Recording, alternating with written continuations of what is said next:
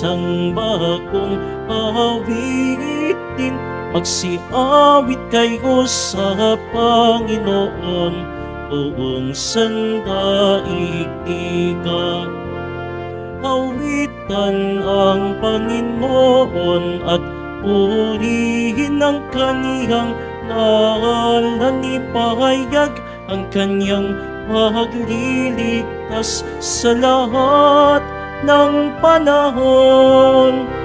Magsiawit kayo sa Panginoon ng isang bagong awitin. Magsiawit kayo sa Panginoon, buong sandaigdigan.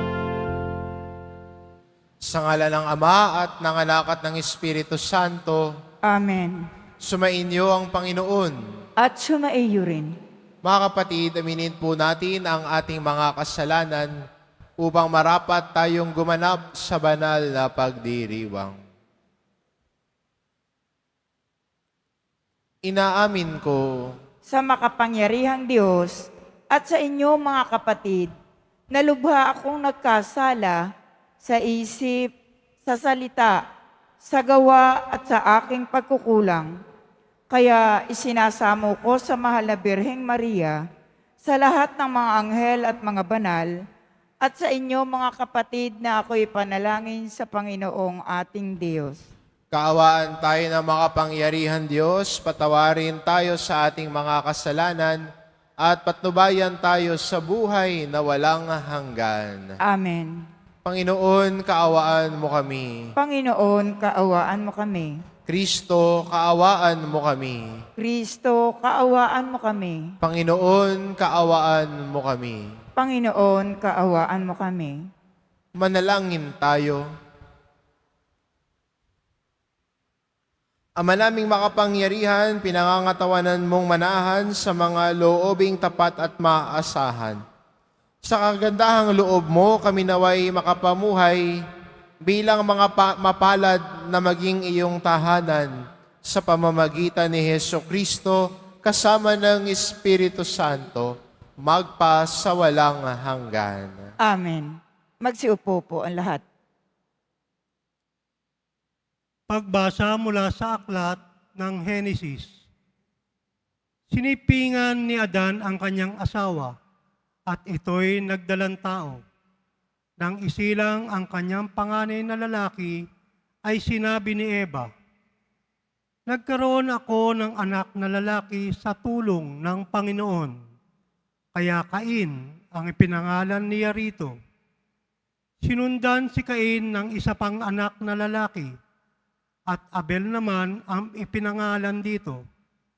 Naging apostol ito at si Cain naman ay magsasaka. Dumating ang panahon na si Cain ay nagandog sa Panginoon ng ani niya sa bukid. Kinuha naman ni Abel ang isa sa mga panganay na kanyang kawan. Pinatay niya ito at inihandog ang pinakamainam na bahagi. Ang Panginoon ay nasihan kay Abel at sa kanyang handog. Ngunit hindi niya kinulagdan si Cain at ang handog nito. Dahil dito, hindi mailarawan ang mukha ni Cain sa tindi ng galit. Kaya sinabi ng Panginoon, "Anong ikagagalit mo, Cain? Bakit ganyan ang mukha mo? Kung mabuti ang ginawa mo, dapat kang magsaya. Kung masama naman, ang kasalanan ay tulad ng mabangis na hayop na laging nag-aabang upang lupigin ka at pagharian. Kailangan pagtagumpayan mo ito." Isang araw nilapitan ni Cain ang kanyang kapatid. Wika niya, "Abel, mamasyal tayo." Sumama naman ito. Ngunit pagdating sa kabukiray, pinatay niya ito. Tinanong ng Panginoon si Cain, "Nasaan si Abel?" "Hindi ko alam," tugon niya. "Bakit? Ako ba'y tagapag-alaga ng aking kapatid?" At sinabi ng Panginoon, "Cain, nakapangingilabot ang ginawa mo. Sumisigaw sa akin mula sa lupa ang dugo na iyong kapatid at humihingi ng paghihiganti. Susumpain ka't palalayasin sa lupaing ito upang natigmak sa dugo ng kapatid mo na iyong pinaslang. Bungkalin mo man ang lupang ito upang tamnan, hindi ka mag-aani, wala kang matatahanan at magiging lagalag ka sa daigdig.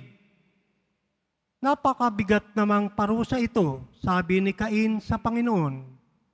Ngayong pinalalayas mo ako sa lupaing ito upang malayo sa iyong paningin at maglagalag sa daigdig.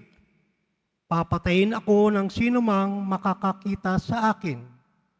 Hindi, sagot ng Panginoon. Parurusahan ng 7 ibayo ang sinumang papatay kay Cain. At nilagyan niya ng palatandaan si Cain upang maging babala sa sinuman na ito'y di dapat patayin. Muling sinipingan ni Adan ang kanyang asawa at ito'y nanganak na isa pang lalaki. Sinabi ng ina, binigyan ako ng Diyos ng kapatid ni Abel at ito'y tinawag niyang Seth. Ang salita ng Diyos. Salamat sa Diyos. Sa Diyos tayo ay maghandog, pasalamat na malugod.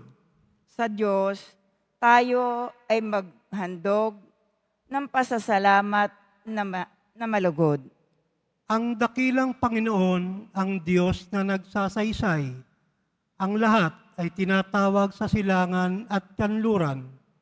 Hindi ako nagagalit dahilan sa inyong handog, ni sa inyong mga haing sa dambanay sinusunog. Sa Diyos tayo ay maghandog, pasasalamat na malugod. Bakit ninyo inuusal yaong aking mga utos? At bakit ang paksa ninyo ay sa tipan natutungod? Pag kayo ay tinutuwid, agad kayong napupuot, at ni ayaw tanggapin yaong aking mga utos. Sa Diyos tayo ay maghandog, pasasalamat na malugod. Handa ninyong paratangan maging tunay na kapatid, at kay daming kapintasang sa kanila'y nasisilip. Kahit ito ay ginawa, hindi kayo alumana.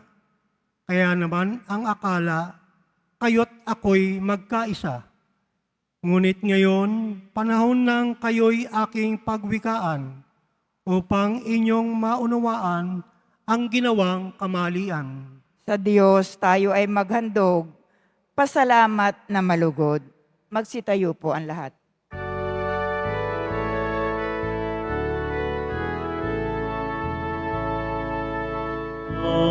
Hallelujah,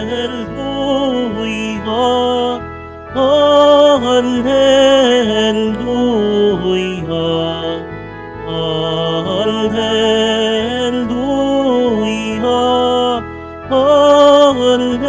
hallelujah.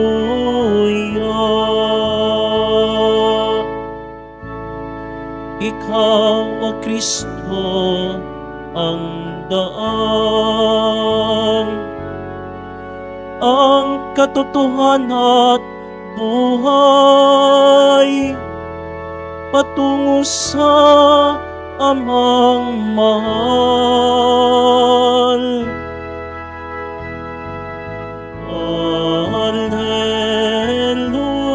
Hallelujah, hallelujah, hallelujah, hallelujah.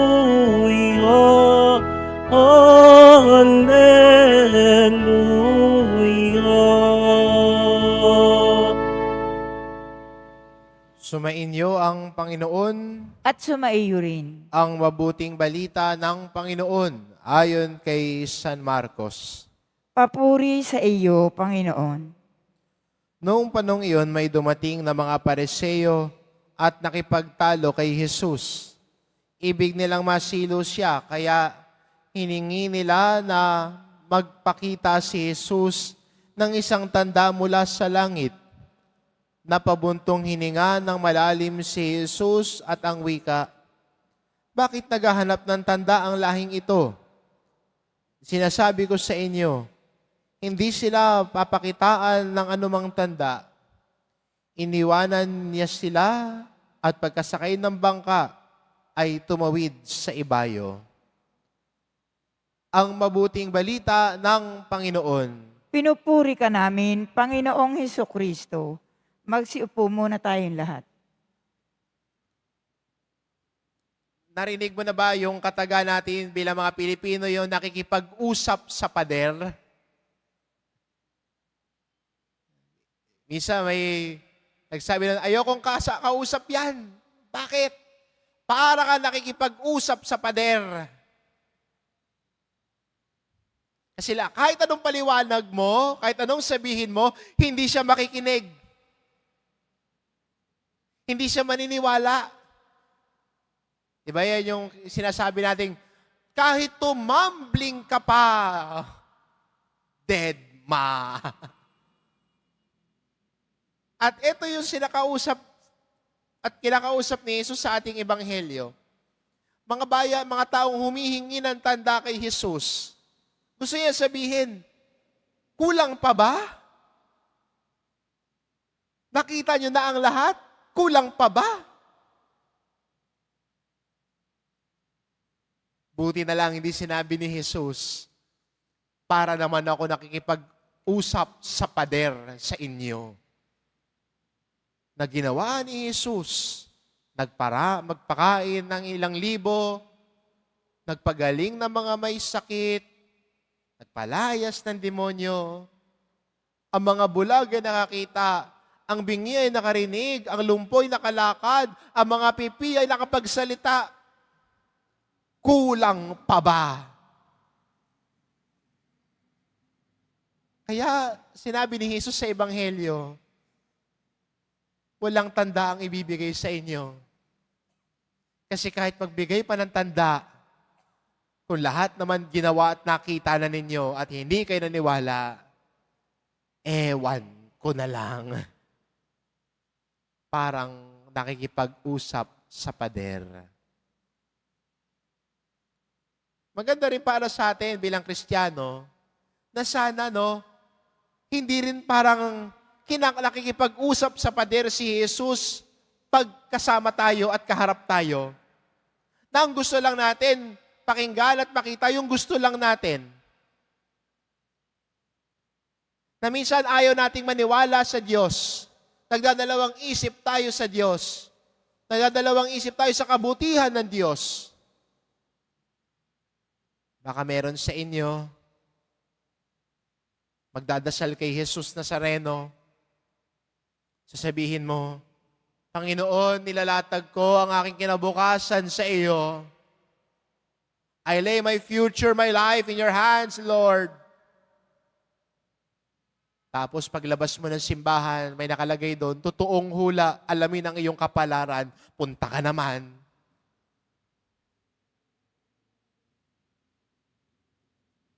Sabihin mo, Lord, sa iyo ko nilalatag ang aking buhay at kinabukasan, ang aking hanap buhay, nilalatag ko sa iyo, Panginoon. Ikaw ang bahala sa akin. Paglabas mo ng simbahan, may nakalagay doong karatula, lucky bracelet. Siswertihin ka sa negosyo mo. 999 only. Ikaw naman, bili. Isa maganda rin to talk to the Lord and even to be real. Kung nagtitiwala tayo sa Diyos, siya lang ang kakapitan natin. Kung nakita natin ang kabutihan ng Diyos sa buhay natin, siya ang pinagkakatiwalaan natin. Wala nang iba. Wala nang second option.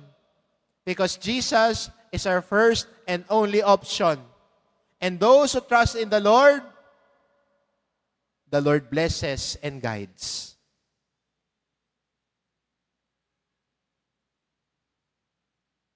Buo ang tiwala, buo ang paniniwala. Wala nang kailangang patunayan pa. Wala nang kailangang hilinging tanda pa. Dahil si Jesus, at nakita natin ang kabutihan ni Jesus Nazareno sa buhay natin. 'Di ba? Hindi sana nakikipag-usap sa pader si Jesus sa atin. Dahil tayo bilang mga nagmamahal sa Kanya, buo ang tiwala, buo ang pagtanggap sa Kanyang salita, buo ang pagsunod sa Kanyang mga aral at utos. At kung ganun ang gagawin natin, lumalago tayo sa pananampalataya, lumalago tayo sa tiwala sa Diyos. Buo ang pagtanggap, buo ang pananampalataya, buo ang tiwala. Amen. Magsitayo po ang lahat.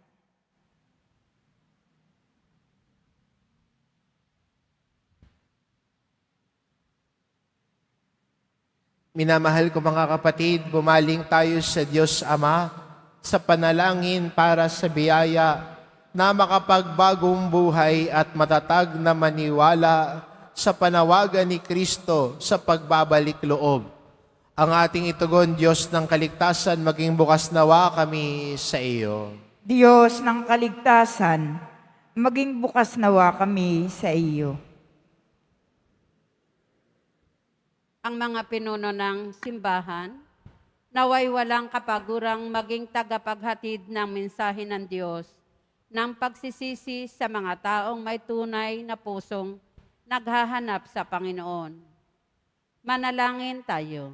Diyos ng kaligtasan, maging bukas nawa kami sa iyo. Bilang mga makasalanan, naway mas malalim nating maunawaan ang pag-ibig at awa ng Diyos para sa lahat na nagbabalik loob sa Kanya nang may kababaang loob at nagsisising puso. Manalangin tayo. Diyos ng kaligtasan, maging bukas nawa kami sa iyo. Tayong lahat, naway magkaroon ng malalim at tunay na pananampalataya sa Diyos na hindi na ikakahon sa mga panlabas na anyo ng ating pananampalataya. Manalangin tayo. Diyos ng kaligtasan, maging bukas nawa kami sa iyo.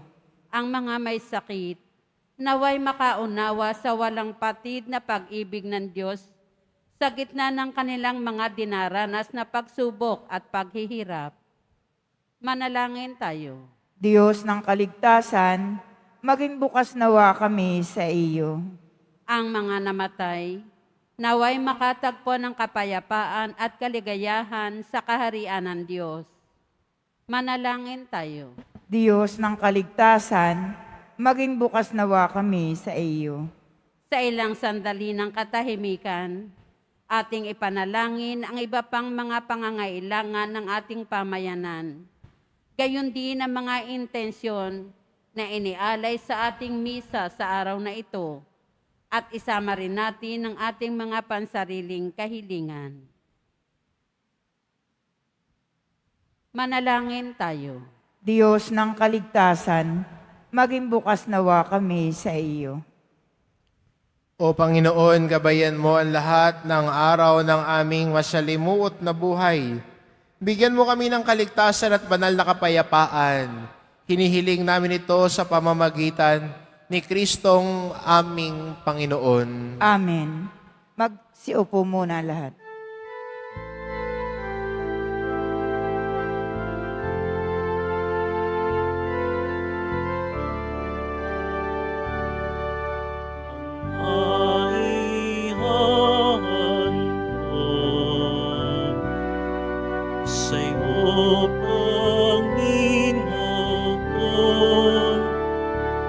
Ay tinapay at alak mula sa aming kamay sa iyong kabutihan aming iaalay. ang tinapay at alak sa gisag ng aming buhay.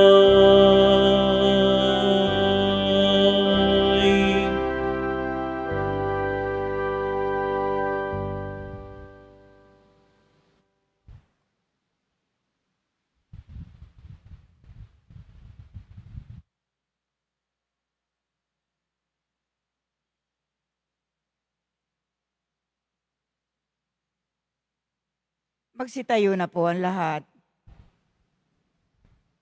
Manalangin kayo mga kapatid, upang ang paghahain natin ay kalugdan ng Diyos amang makapangyarihan. Tanggapin nawa ng Panginoon itong paghahain sa iyong mga kamay, sa kapurihan niya at karangalan, sa ating kapakinabangan at sa buong sambayanan niyang banal. Ama naming lumika, kami naway dalisayin at pinibaguhin ng aming gaganaping paghahain. Kami naway itaguyod ng gagawin naming ito sa pagdanais naming sundin ang loob mo.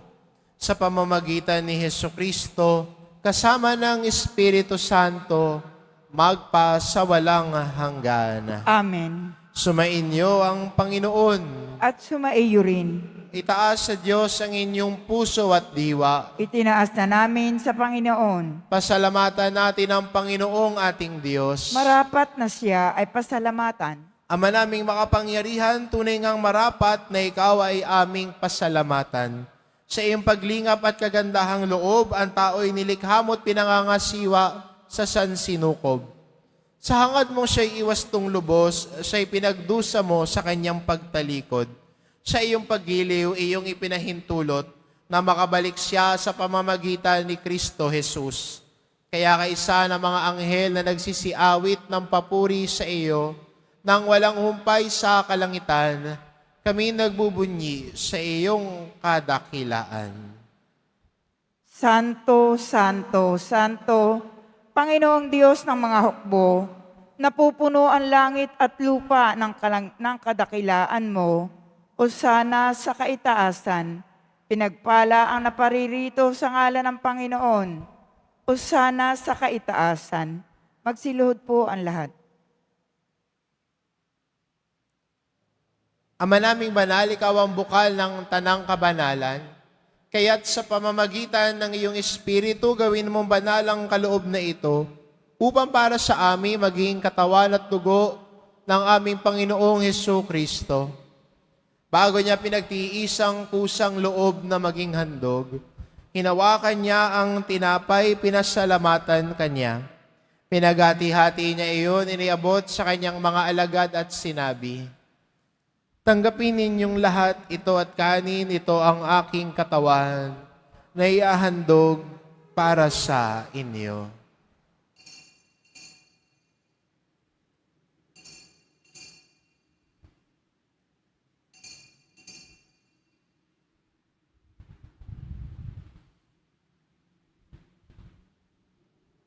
Gayon din naman na matapos ang hapunan, hinawakan niya ang kalis, muli kanyang pinasalamatan. Iniabot niya ang kalis sa kanyang mga alagad at sinabi, tanggapin ninyong lahat ito at inumin ito ang kalis na ang aking dugo, nang bago't walang hanggang tipan. Ang aking dugo na ibubuhos para sa inyo at para sa lahat, sa ikapagpapatawad ng mga kasalanan. Gawin ninyo ito sa pag-alala sa akin.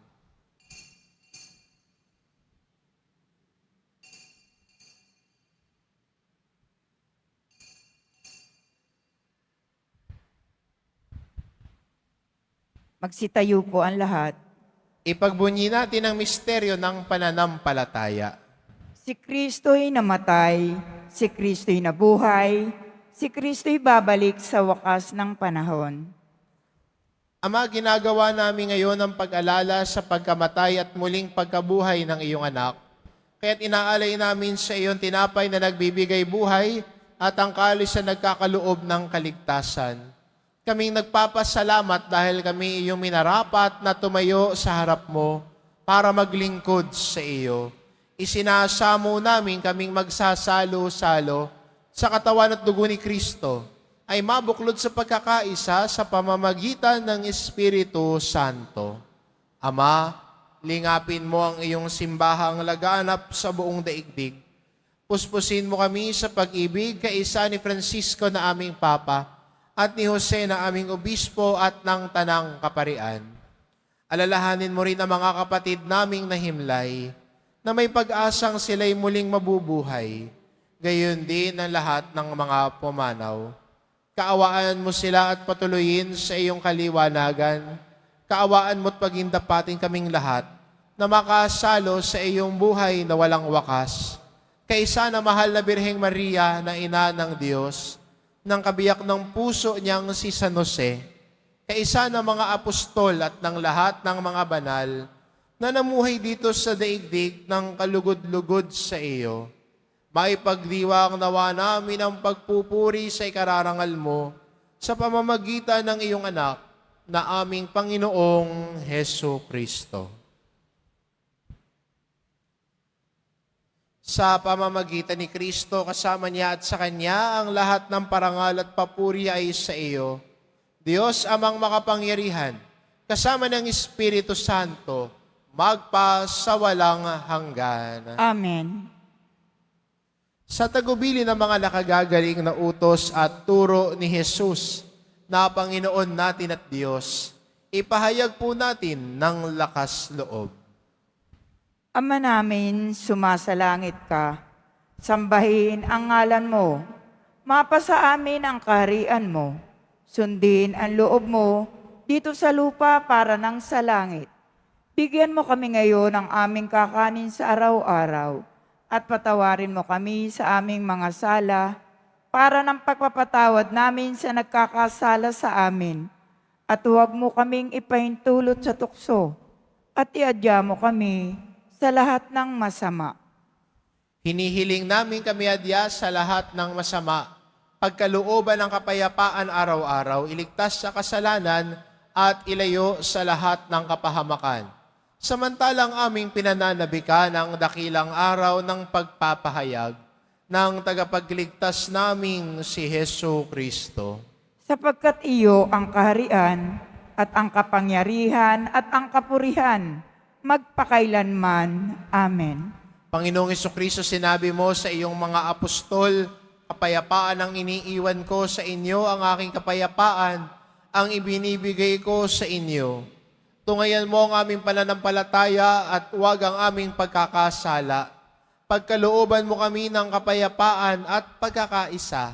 Ayon sa iyong kalooban, kasama ng Espiritu Santo, magpa sa walang hanggan. Amen. Ang kapayapaan ng Panginoon ay laging sumainyo. At sumaiyo rin. Magbigayan kayo ng kapayapaan sa isa't isa. Kordero ng Diyos na nag-aalis ng mga kasalanan sa sanlibutan, maawa ka sa amin. Kordero ng Diyos na nag-aalis ng mga kasalanan ng sanlibutan, maawa ka sa amin. Kordero ng Diyos na nag-aalis ng mga kasalanan ng sanlibutan, ipagkaloob mo sa amin ang kapayapaan. Magsiluhod po ang lahat. Itong kordero ng Diyos, ito nag-aalis ng kasalanan ng sanlibutan. Mapalad ang mga inaanyayahan sa kanyang piling. Panginoon, hindi ako karapat-dapat na magpatuloy sa iyo, ngunit sa isang salita mo lamang ay gagaling na ako.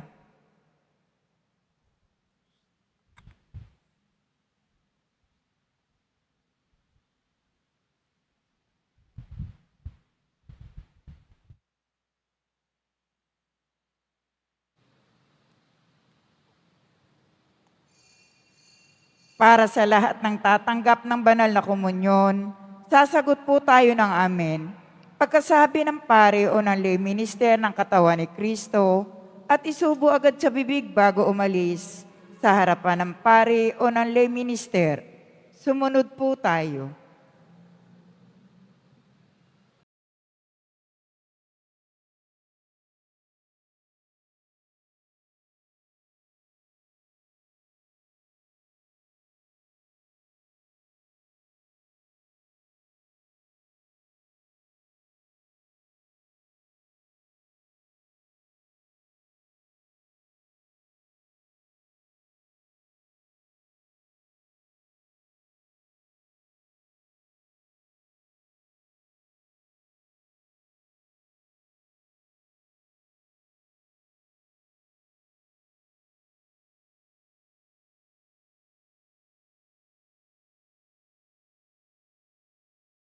Magsitayo po ang lahat.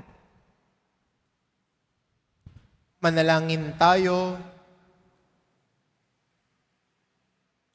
Ama naming mapagmahal, kaming pinapagsalo mo sa banal na pakikinabang, ay gawin mong laging manabik na pagsaluhan ang kaloob mong ito sa aming ikabubuhay. Sa pamamagitan ni Hesukristo, kasama ng Espiritu Santo, magpas sa walang hanggan. Amen. Sumainyo ang Panginoon. At sumaiyo rin. Mahal na pong Isus Nazareno, inihayag mo sa pamamagitan ng krus ang walang maliw na pag-ibig ng Diyos sa sangkatauhan. Pakinggan mo ang kahilingan lalo na para sa mga nangangailangan ng iyong tulong at awa. Makamtanawa namin ang iyong kasagutan na may utang na loob na tinatanaw. Basbasan din po ninyo itong mga imahin at dasalan upang sa pamamagitan upang lalo kaming manalangin at magtiwala sa pamamagitan ng bendisyon na ito, naway lalo kaming maging mapaglingkod, masunurin at tapat sa iyo, na aming malwalhating Panginoon, magpas sa walang hanggan. Amen. At pagpalain kayo ng ating mapagmahal na Diyos, ang Ama at ang Anak at ang Espiritu Santo. Amen. Umayo kayo, taglay ang kapayapaan ng poong Jesus Nazareno. Salamat sa Diyos.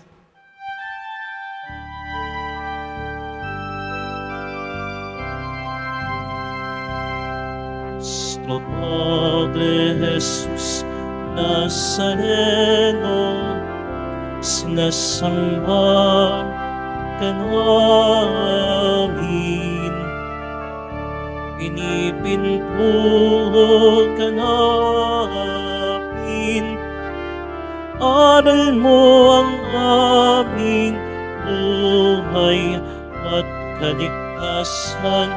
Nuestro Padre Jesús Nazareno, iligtas mo kami sa kasalanan.